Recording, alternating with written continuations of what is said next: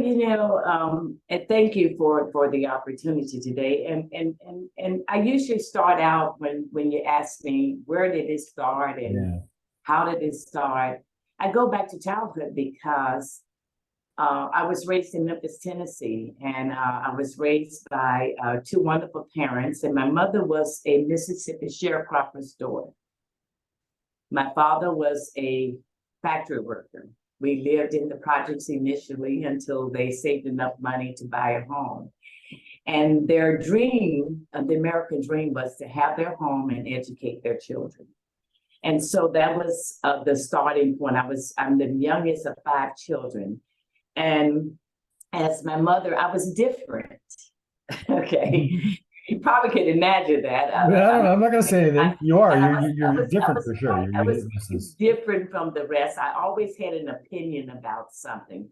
But as it moved through life, one of the things is that growing through the South, through all of the civil rights movements, through all of the challenges of segregation that we experienced, the eyesight of the of pure, injustices and segregation, I experienced, And so when we talk about who was the foundation and my mentor, it was my mother. Mm-hmm.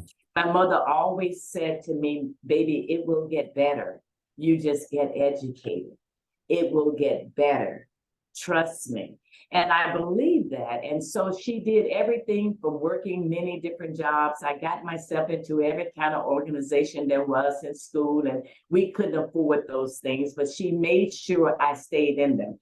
So my foundation came from my mother, who made sure I understood I can be anything I want to be.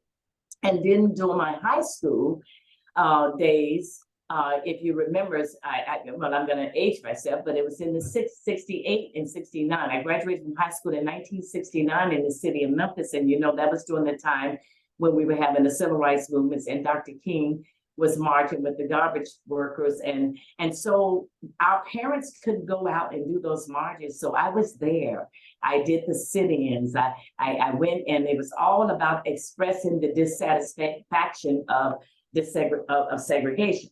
So from that was the leading point of realizing that I'm not going to let anybody turn me around. That's one of my speeches I do, Ed, when I talk, is that no matter what was in front of visible, you have to look beyond that to realize that there can be other things that can happen. So that was my mother's influence and my father's influence. And so obviously, from that point, they were big mentors. I did go into the service. Went in as a first female, for my family to ever go to service. But I say I was different. My mother looked at me and thought I had lost my mind. But I had not. I chose to go into the Navy, moved into cryptology there. And when I first integrated the colleges in the city of Memphis for our technology college back in 1970, I was told that I couldn't do computer science because my aptitude and my testing were not up to par, understanding that we had substandard education in Memphis anyways. But I refused to accept that. And so as my battle started right there, and it was more of, I'm going to do this. So of course I forced the system to allow me to do it. And I made straight A's. And then out of that, I couldn't get a job in Memphis. So when I joined the military, I wanted to go into technology, which was cryptology. So that's how I got there. And so from that, the story goes on. But mentoring started early as a child, watching and knowing that I could do, and being told and lifted up by my mother that I was smart and I could do it. And so that was where it came. I'm guessing you've had a lot of no told in your life, that you can't do things, obviously, from what you just shared. And you just busted down every one of those doors, and that probably inspires you and motivates you to do more when someone tells you you can't do something. Can you talk about, you've shared in other settings that where I've heard you speak before about an experience with Dr. King. This is we're in Black History Month right now, the month that we're doing this interview. But that's a relevant conversation regardless of where we are on the calendar, obviously. Talk about when you came to Memphis and your experience there. I just love this story. Yeah, it was beautiful because we were high school students, and I was going to Booker T. Washington High School, which was in the center of Memphis. And of course, um, Dr. King would speak at night, and there were different marches that were going on with the garbage strikes. And so we, as kids, they would let us out of school sometimes at 1 and 2 o'clock so that we could go and march, because if our parents did, they would lose their jobs. So we would go out and we would march. And I was in the first march that Dr. King did in the city of Memphis, because the second one, he had been assassinated. So in the first march, as we walked and we sang, and one of my favorite songs is "Ain't Gonna Let Nobody Turn You Around," and that's what I use it, but I talk about, the strengthening. So watching and listening at that time, and unfortunately, there were people that planned to have that march turn into something negative. And so they pushed us all back down the street. And I remember having to run inside of Claiborne Temple, and we ran in there, and then we had to get home because they threw a curfew on the city. And so I remember walking. I didn't live in that neighborhood that I went to school in, but we walked for almost 3 hours to get home. And I remember my mother saying, was so fearful. She never wanted me to do this. Never wanted me to march, but she was so fearful that something had happened. But after that, then the next time they had to march, I was in the last march, which was the one that they brought everybody back. That was after Dr. King had been assassinated, so that we could have a peaceful march in Memphis. But we had some very terrible times. And so the kids would do sitting at restaurants just so we could go. I remember going to the back of restaurants, and I mean, we couldn't go through the front door. I remember seeing the red lines down the wall that said colored and white, and the dirtiest water fountains was on one side. I remember not being able to go to the zoo until the day that they cleaned the zoo. So all of those things were all part, but I never took hatred. It was one of those things that I knew that if I could get engaged in some form of fashion of making a change, things would be better.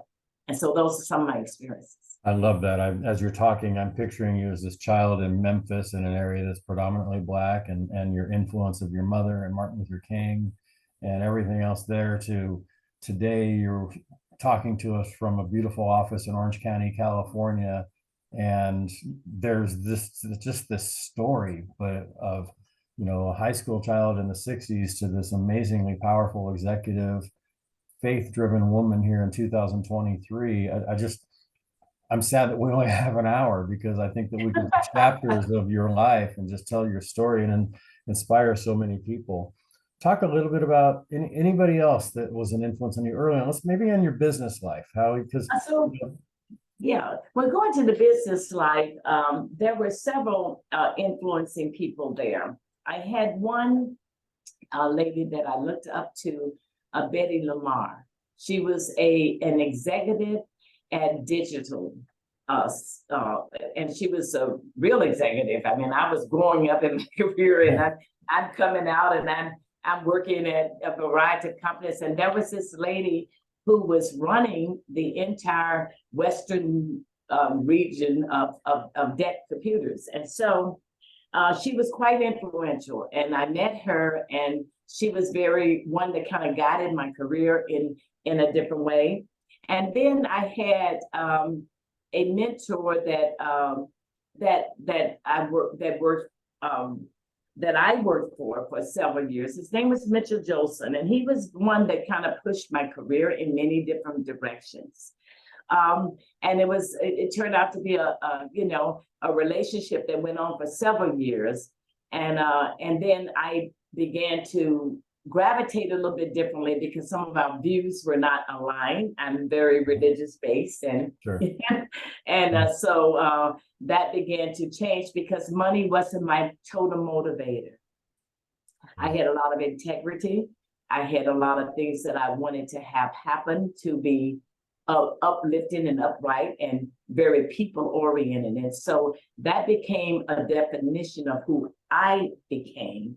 And then sometimes in life, and I share this, that you may have people that you're around, and when their views and their vision is not aligned to your alignment and to who you are, it's okay to depart. And you don't have to just depart. because I'm a lady of integrity, I'm a lady of faith, and that was important to me. So he was an influential for several years in my career. And then from that point, after that, it's been more of the women in Orange County. I tell you, I was told in 1992, when I started my company, that there is no way you would be successful in Orange County.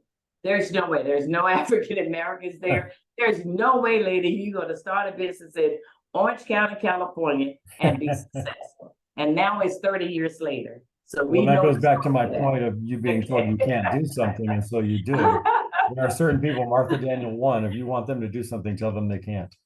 So, yeah, what drew you to Orange County?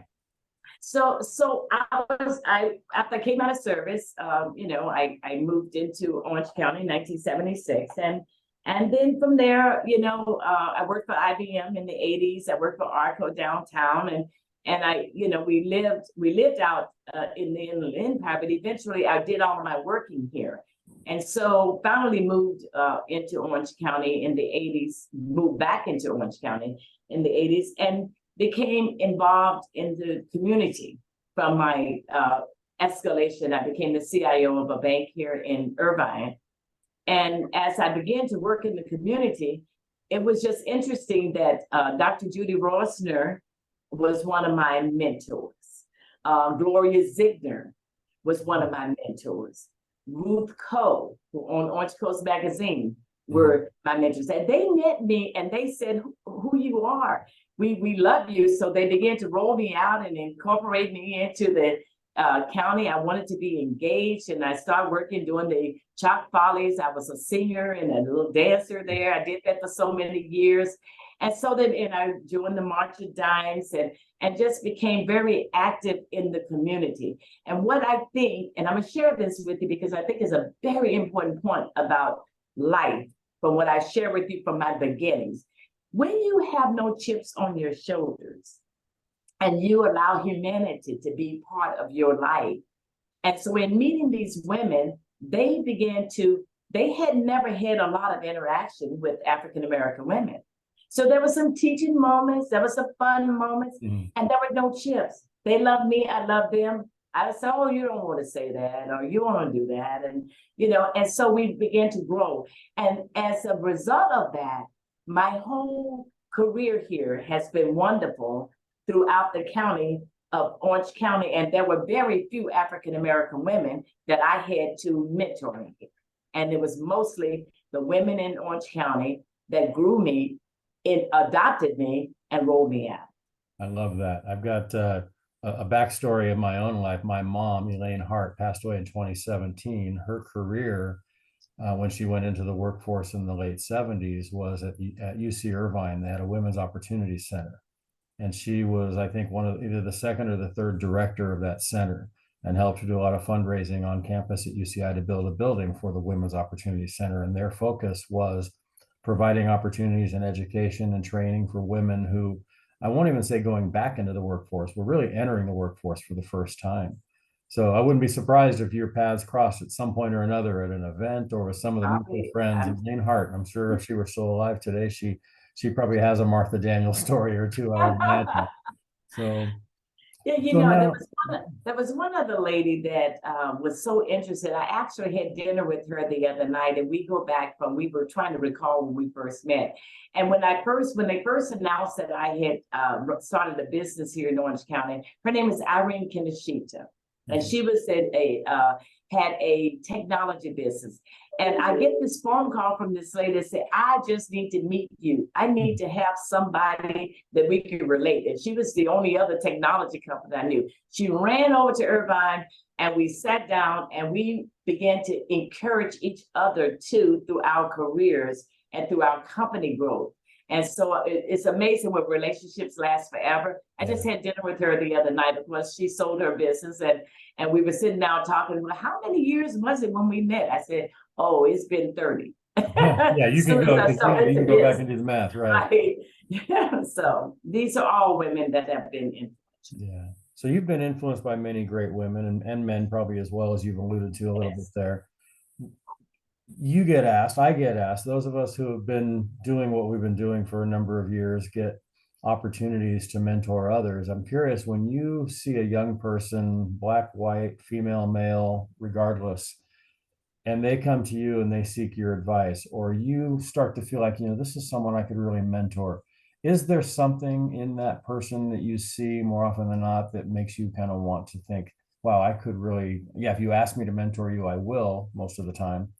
But what do you see in young people today that you really grab onto and think, wow, that's someone that I'd really like to help out? Is there anything that is in your life, whether it's inside the company or in the community, your church, wherever, where you just think, yeah, this is a Oh, person? I get asked a lot to mentor, and by many, many different women, all nationalities, all ethnicity, even several men. I get, that are entrepreneurs that ask for leadership and mentorship. And what drives me when they ask, I have a couple of questions that I ask them, and those questions are generally about, what do you want out of life? Okay. Yeah. And that's a loaded question because it tells a lot about the character of the person. And so then the second question I ask is that, how passionate are you about what you do? Okay. Because those are the drivers that are going to make a difference in mentorship. And then I ask them, the third question is, how do you define mentorship? What are your expectations? And so when we get through those three questions, it would have defined a lot about where this person is in their level of mentorship, because mentorship happens at multiple different levels. And so if they're early in mentorship, that may be more motivation, more encouragement, more instruction on what you need to do to get there. If you're looking at mentorship and you're further along into it and you've started that and you're looking for more of encouragement, I'm struggling through some things and I need some advice from a standpoint of a business acumen or knowledge to keep me going. And then some of it can be emotional. I'm struggling with the leveling of my time. How do you manage your family, your kids, your life, and your spiritual part of that? So it tells me a lot. So those are the things that I look for.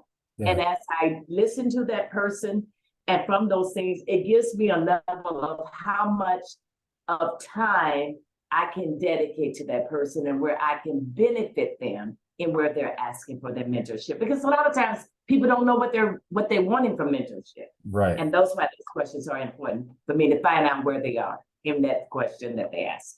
Yeah, sometimes the mentors I've had in my life, Dr. Ken Blanchard comes to mind for me. He's one who I've known for only 6 or 7 years, but I've known of him for 40 years because I read The 1 Minute Manager and other books he's written. But when I had the good fortune of meeting him, I've never asked Ken, will you be my mentor? It just kind of sort of happened. And, that's in my case, oftentimes it hasn't been a conversation of will you mentor me, but just, Mike Trueblood, who was my predecessor at Cal State Fullerton at the Center for Family Business that I ran. He was just the guy who had the job before me, but we became friends and instantly became a mentor. I don't think I've ever actually asked anyone, will you be my mentor? It's just kind of happened. Well, you mentioned him because, and what that triggered another person that was very influential in my life, because most of his teachings and guidance, he was my counselor. His name was Vance Caesar.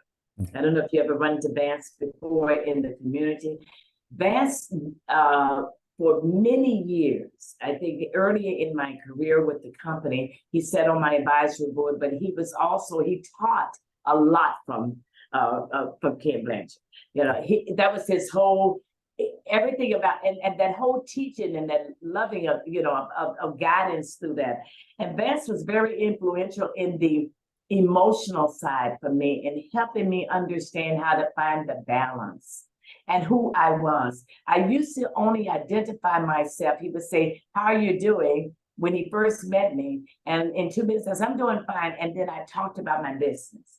And one of the things that he, as a coach and a counselor, he had to help me understand that Martha Daniel was Martha Daniel, and IMRI was IMRI. Yeah. And you are two separate people. One is an it, and one is a her. And so he brought tears to my eyes in 2 seconds. And this man, I said, well, who are you? When I first met him, because he asked some questions like what I ask now in my mentorship. And I say that because it was so important for me to learn that as I grew in my life, that I had to be a human being and that I wasn't my business. Yeah. So that's great advice. In fact, I didn't have that in my notes, but as you mentioned that, as I'm thinking about our audience of family businesses predominantly, how do you do that? How do you keep that separate? I've talked to athletes, I've talked to, successful leaders and actors on the podcast and just in life that are so tied to their identity of who they are and what they do for a living, because that's how the public knows them. But there's that private life that nobody knows. How do you keep Martha Daniel? There's a lot of Martha Daniels here. There's there's one, which is what I love about you, but there's Martha Daniel, the business owner, Martha Daniel, the mom. I've seen you in that role as well many times, including even this week. Martha Daniel, the philanthropist, Martha Daniel, the preacher. I mean, there's so many different facets to you. How do you keep it separate? That's not the question, but how do you stay consistent? And how do you, I guess the question is, as a business owner, let's go there first. How do you keep your identity as your individual separate from your identity as a business owner? Just to address those that are listening. Yeah, let's take that one, because it took, first of all, it took some understanding that every person I met, I did not have to do business with. Right. Okay. That was the first learning. And so the natural cause, you meet someone, the first thing they're talking to you and you're busy. I'm busy trying to think about, okay, how do I get business for the company? How that person's going to benefit me from that point. Once I began to release and net that person for that person, then I became the person. We're talking. I don't have to introduce the company now. I don't have to hand you my business card. Yeah. Right. So then I get to meet you as the person. And then we talk, like, I know about your father. I know how much he meant to you. I know about your wife. I know, I know a little bit about your life. Right. I had a chance to impart some exchanges that were things that we do when we meet people that we want to meet, and we want to grow to meet them and love them and have them a part of our life. So once I learned how to do that, and so as I move myself through the multiple things that I do in life, that's how I do it. I make sure I deal with that moment in time with me in that person and not selling my company. Yeah, okay. I love that. When I need to, I ask you for what I need to ask you for. Yeah. But I don't start out with that anymore. Yeah. And that was the learning of how to be able to be a person and not be my business. Yeah, one of my core values was taught to me by my dad, and you alluded to him a second ago. And I've seen that in you, and I've seen it in others too. And that is the very first core value that and I'm not great at this, but I'm making this effort every day. And that is to give value first. When I meet someone, I try to go to the space of what value do I provide for them, as opposed to what value do they provide for me. And it's amazing when we approach life and relationships with that perspective in mind, how quickly I'm sure you do too. I have so many friendships that we met, and within a week, I felt like this person was my best friend, because what we have in common is we're here for the other person, not for ourselves. That goes back to I don't have to give you my business card, or I don't have to tell you what I am and read my resume to you. Let's just be friends and let's just interact and connect. Yeah, that's really it, And over time it happens. I don't have to do all of that anymore. And I stopped it earlier, and I learned how to do that. And so that's how you balance it. With my kids, I had to get to a point where you talk about raising kids, because I raised my kids during the time that I had my business. I had to get to the point that they were just as important as any other business meeting, and I began to put them on the calendar. Oh, I love that. Because to miss a baseball game or to miss a very important event, I didn't miss it in the business world. So they had to begin to get on the priority list with everything else in life. And that was one of the things that I learned how to balance. And the things that are important to you, you place them on your calendar so you don't miss them. And that's what I began to do. I love that. I think of a gentleman you and I both know, Charles Antis, and I feel bad because I refer to him a lot. He is one of my closest friends. I was in a meeting with him the other night at his office with some other professionals, and about an hour or a little bit less than an hour before the meeting was to end, he's like, well, and he wasn't leading the meeting, he was part of it. He goes, well, I got to go. I got a Little League practice to get to. That's he's got little Charlie's Little League on his calendar. I've got 8 grandsons, and 2 of them play Little League baseball here close by, but I have their practices and their games on my calendar. Not going to make all of them, but I'm going to know when they are, so that when I can get there, I can get there. So you talked about raising your kids as you're growing the business. I've had the honor of getting to know your daughter Maranya pretty well, especially of late. Talk about when you were going to go family business here for a little bit. We're going all over the place, and listeners and viewers, I apologize. I jump everywhere because I just go where my mind takes me. And if you know me, you know that about me. Talk about when you first saw the potential in her that she could not only potentially come into the business, but could eventually potentially take over the business. Because I know you're in those conversations now as well. Well, it's really interesting, Ed, because I wasn't the one who saw it first. My daughter was an attorney and had gone through law school, University of Chicago Law School, and she was practicing law in DC, in New York. And so she made a decision in her life that she did not want to move the partner route. And had, after 5 years of working for Morgan Lewis, she said, I don't think I want to do that for the rest of my life. And so she made a decision to go and work for the Department of Justice in DC. And my executive vice president, very close, we've been working together for 20 years now. At that time, my daughter's been in there for 13 now. I can't even believe she's been in business that long, but honestly, we were discussing that the other day. I remember when it was brand new, yeah. Right, and so this VP says to me, you need to hire your daughter. And I said, for what? She doesn't know anything about technology. She said, because she's smart. And one day you're going to look to lead this business and you haven't made a decision of how it's going to happen. And she's smart enough to bring in now. You couldn't match that New York salary that she made, but you certainly can match that DC salary she's going to bring her into the company. And I said, the typical, I didn't know many families go with, okay, a family member coming in. I said, well, I'm not going to manage her. I said, I'm not going to manage. She said, I will manage her. She said, I will manage her. I will bring her in. So that's how, so I called her up and I said, I know you're making this decision. I know you got an offer, but we would like to extend you an offer. And so she talked about it. She said, well, because she's employment labor law attorney, right? I need to write up my contract. And, yes, you had to enter the business. And she had a list of, I need to be trained. I don't know this. I don't know this. So she came through this, which is what I expected her to do. That's why I said, I'm not going to manage her, right? Because I know her well enough to know that she's going to give me a long list of things that she needs to go in there. So she did. So that's when we decided. And so we put her in DC and she began, and the executive vice president put her into sales. And I've had several salespeople, Ed, that worked in my DC office. Maranya sold $21 million in contracts within the first year and a half that she was there. Okay. So now you know why she's there. Yeah. She's not there because she's your daughter. She's there because she's the best person. This person who knew nothing about technology, and she sold these massive contracts and relationships.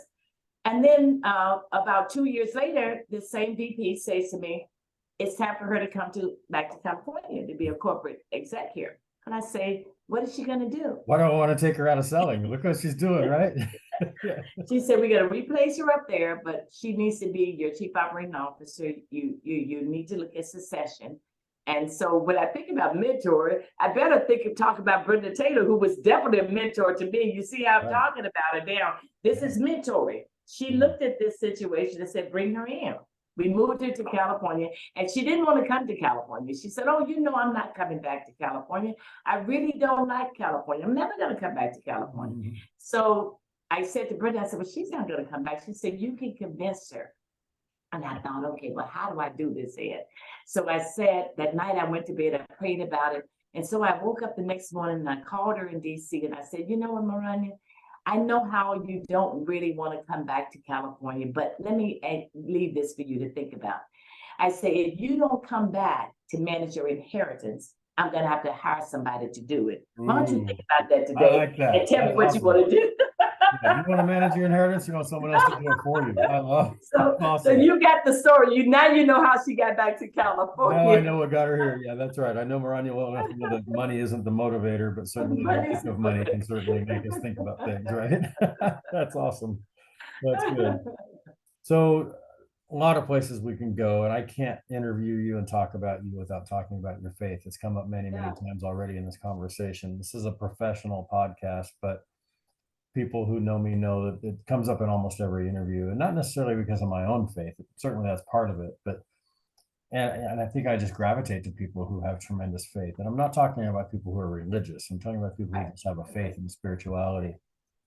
Take us through that journey of your faith. Obviously, I think your mom taught you at an early age. Oh, yeah. There was something in your home without Oh, a yeah. doubt. Talk Well, about how faith has been interwoven through the journey we've talked about thus far, childhood up to starting the business to where you are today, and so forth. yeah, all the way through. I mean, actually, faith, and in the South, my mother, as I mentioned, we were very spiritually living. My whole life has been that. And as a young girl, when we talk about mentoring, I started teaching Sunday school, probably around 9 or 10, 11, 12. I had been teaching a lot in my whole life, and we never saw women as ministers anyway, so there was no aspiration ever to be that. I was just a teacher, and over the years I became, in my mind, a great teacher because I had studied and I could discuss and cross multiple denominational that where so much was caught up into that. And I was able to branch myself across to that. So through the years, God has been very, very part of my life. I pray. I know that that's important in everything. Even I end everything with the guts that says that, you can't have greed, you can't be unilateral, you got to be trustworthy, and the S is for spirituality. You need to have a level of understanding there is a superiority, a creator in this world that is governing. And so that's one of my guiding stones. And so when I came into California over the years and throughout, I even went to Fuller Seminary for a while. Right. Yep.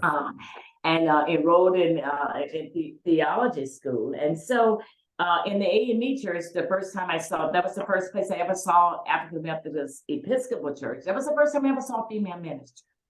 I was like, wow, I went to Didn't know that was a possibility. Yeah. I looked at her and I didn't think it was for me, and certainly wasn't looking for it for me.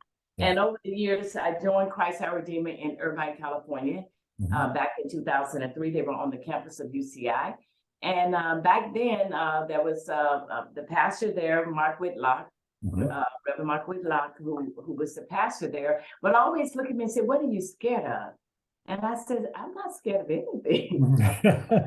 I'm not afraid of anything." And he would say that to me, and I never understood it. And then one day, I began to realize, and I journal every day, and I've been journaling for years, and I journal every day. Okay, so I had been journaling for about 2 years as I watched it. I began to teach Bible study and began to grow there.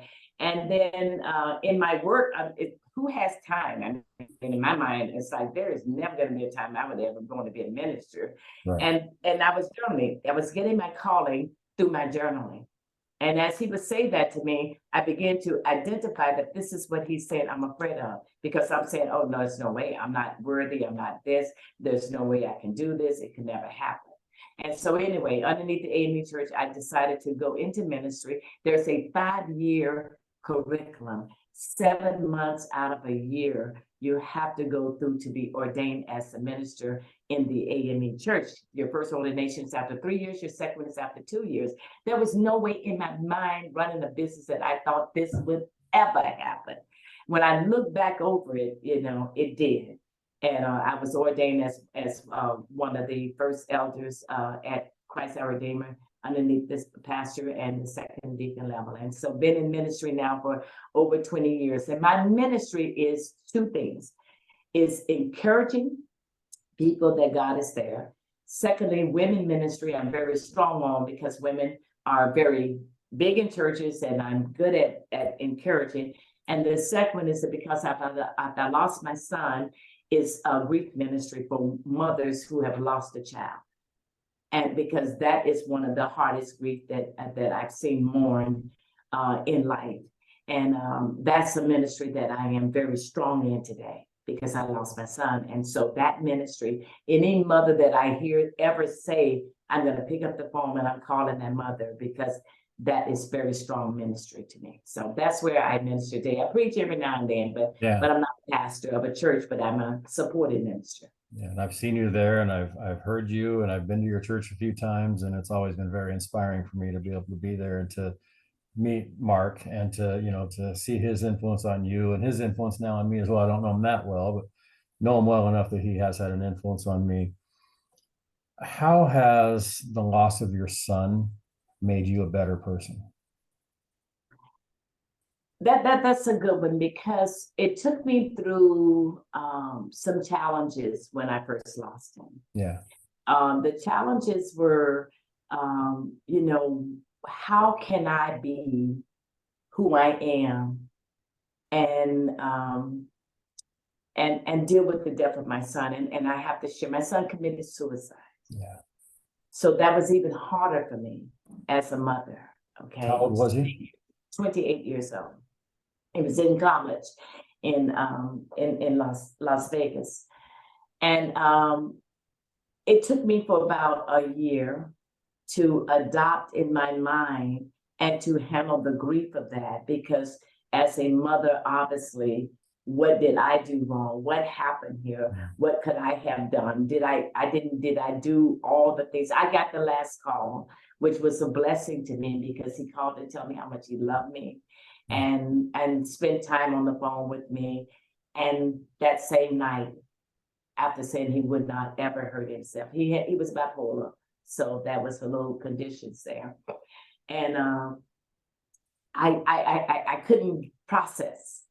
And so as a result of making me a better person, around the same time that my son had committed suicide, Rick Warren's son committed suicide. Yeah, I'm familiar with that story. It was the very next weekend, next weekend. And as a minister, I was struggling. How could I be trying to save souls when I couldn't save my own child's soul, right? So I had that burden. And then as I went through that, I kept reading. Believe it or not, he don't know how he probably healed me. I would send him emails too. But whether he ever got them, I don't know. But the writings and the conversations he was having was helping me be able to understand that there was a reason for all of these things to happen. So as a better person, it makes me be more aligned to children and understanding. It brought knowledge to me to parents that may think behavior is an issue when it could be medical.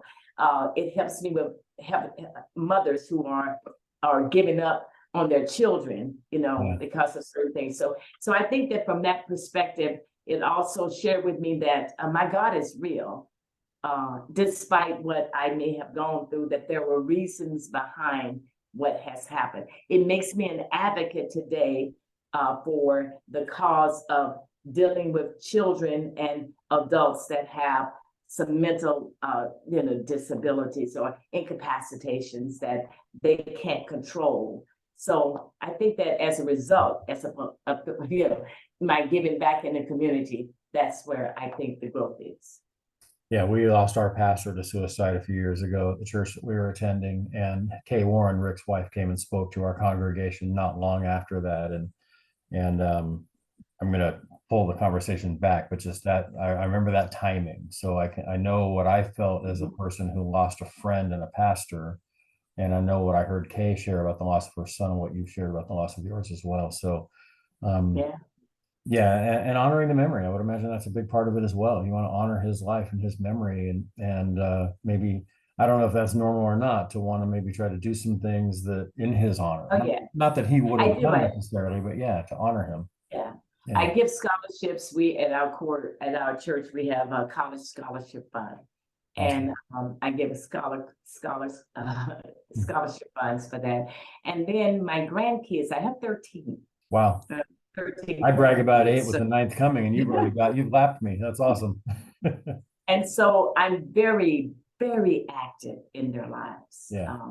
We are very active in their lives and helping them through college and helping them make decisions. So all of those things are wherever I can influence earlier, I try to do so. Awesome. I love that. So I can't talk with Martha without talking about the industry you're in.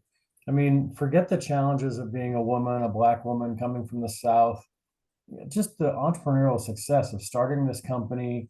And now you've got contracts with the Department of Defense, the Department of Homeland Security. I mean, who does that? Talk about I'd love to hear the story. How did you drum up the money to buy a business, and how did you get it started, and just the journey? And did you ever envision 30 plus years ago when you were starting this that you'd be doing contracts with the types of clients that you are today? First of all, I wasn't trying to be an entrepreneur. I'm gonna be honest with that. You're trying to feed the family. I was a CIO at a bank, and this bank was going under, and we were the ones who had all of the junk bond. You can remember back in the 90s when they had the collapse of the savings and loan crisis. Yeah, and definitely. So I just happened to be at the right place at the right time, and I think that's a God thing. Mm-hmm. And the opportunity presented itself where I was the CIO running something that nobody knew how to run. And so as a result, I knew that the government had to take and do something with it. I heard that they had to go through a long litigation process and that they wanted to keep the bank open to run all of these applications, which made no sense. And I figured that if I can go out and rewrite these systems to a smaller operations, and then I started the company. I didn't have the money at the time to start, and I did approach a partner that came into business with me, Tom Valentine. He was a 49% owner when I first started the company. And so we were in business together for about a year and a half. We just had again, it goes back to what I said.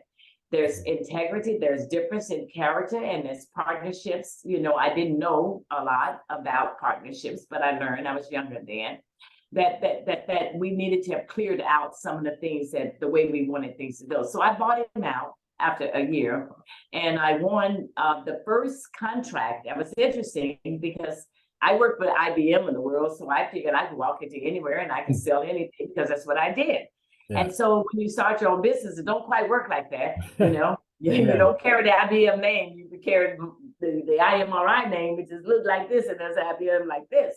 Yeah. And so anyway, I went in and won my very first contract, and I was one of the first African-American businesses that won a multi-million-dollar contract with Metropolitan Water District. I hit the government contracts, and I shut down all of the 22 failed savings and loans, and I supported the litigation support for the federal government for banking. And then Bank of America Security Pacific merged, and they shut down a lot, and I became the shutdown banker. I mean, company that go in without transactions and get it done. So that's how we started growing in the business. And from that, I was commercial. And then, of course, offshoring started to happen. I worked at Arco and a lot of the companies here in Orange County, New Century Mortgage Company. I had tons, and that's where the influence of Orange County was very, very big for me. But then they started offshoring things. And as they began to offshore, and I couldn't compete with those rates. So somebody said, you really need to be doing business with the government. Well, I had one or two little small government contracts, but not really that big. And so I began to go through the government process, and it's a tough one. A lot of people go in it and they quit because it's difficult. The government is gigantic. And so I was very fortunate in there. And now today IMRI is more of a 95% government contractor, and the other company, Cytellix Corporation, is primarily commercial. And so we getting into those different accounts and some of the opportunities back in 2009 is when we entered into cybersecurity. That's how long we've been working in cybersecurity. Wow. When the cyber command was established, and that's when we went in and we were working internationally and nationally for installing various different softwares in cyber. So been in cybersecurity for a long time. What is it about? And that's what the world is doing. What is it about what IMRI and Cytellix each do? I don't know if I asked that grammatically correct.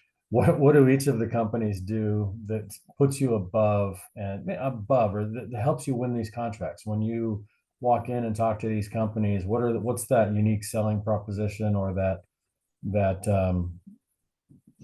je ne sais quoi, as they say? What's the thing that you do that maybe where you win the deals over some of your competitors? Well, IMRI, when we first started in the government side, we supported a lot of the infrastructure more inside the data center. So today, whatever's done in a data center, we've supported the largest organizations, Defense Information System Agency. You mentioned some of them. That's the backbone of IMRI. And as a result of working in there and getting into cyber early, I realized that there was going to be a need for small to medium-sized businesses. We're going to be so impacted. If we're this big and we're so impacted, imagine what's going to happen as they realize that they can't get in up here, they're going to come in a different way. So I decided that I needed to develop a new company and develop a software solution. So Cytellix, on the other hand, is that software solution company that provides support to small to medium-sized businesses and helping them with the technologies. And we've developed technologies. We have 5 approved patents on this technology that we have rolled out over the last 3 to 4 years. We support the Congressional Budget Office. We support over 150 small businesses today in helping them through the process where they don't have to worry about it. It's a subscription-based business. So that's the model that they have. And IMRI, on the other end, does large enterprise and the consultative side of that business. And so we use their tools and their solutions to be able to support the rollout in the larger entities. And then they also support a security operation that runs 24/7 that we also use to support our customers. So that's kind of the difference in the two companies. Yeah. If our listeners and viewers want to reach you and learn more about Cytellix or IMRI, how do they get a hold of you? Or they want to learn more about you. I just go sit and have a cup of coffee with Martha, and you're gonna, well, not right now. During Lent, you told me before we recorded that you've given up coffee for 40 days. So how you're gonna do that? But after Lent's over, if you want to have a cup of coffee with Martha or talk about your companies, how do they get a hold of you? Yeah, actually, you go out info at imri.com. That's one way, or you can go out and look up imri.com, or you can just Google me and you'll get everything in the world about me, Martha Daniel, and you put it out there, you get the companies and you get a contact. And then that's one of the better ways to do so. And then just contact my office and just say that, use the buzzword, say, I've heard you on Ed Hart. And there you go. Your podcast. And therefore, my assistant is going to immediately call you back and we're going to work out whatever it is that you need. Well, that's the buzzword. You've been a great, gracious friend. You've been a friend and a mentor, and just someone that I really admire when I see you out in the community or I see you at events, and have had opportunities to be near you a lot, especially even this week. I've had that privilege of being in the same room with you a couple of times this week. We'll also put the contact information in the notes for this show. Absolutely. Put your LinkedIn profile on there. That's another great way. It's a great tool for all of us to find people. We're up against the hour, and I want to respect the listener, the viewer, and especially your time. But I can't finish the conversation without really what you've been sharing over the last hour. As you know, and first of all, before I finish, is there anything, I don't often ask this question, but there's so many places that we could have gone, and I feel like we've just touched on some.